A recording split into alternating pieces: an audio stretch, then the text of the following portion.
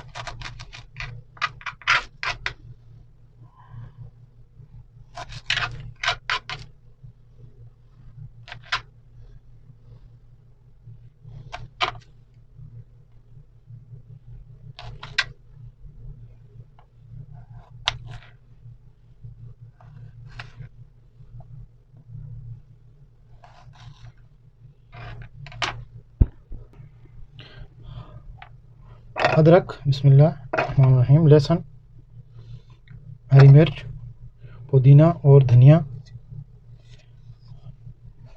इसके अलावा अभी इसमें डालेंगे दही,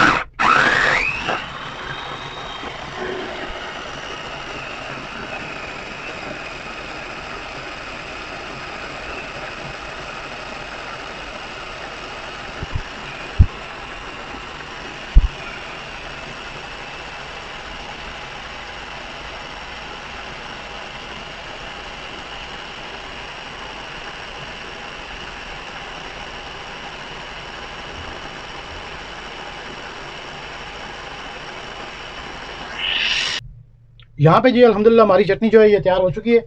आप इसको किसी भी शीशे का जो जार होता है उसमें पैक करके रख सकते हैं और आराम आराम से जब भी आपको ज़रूरत पड़े तो आप इसको निकाल के खाने के साथ इस्तेमाल कर सकते हैं।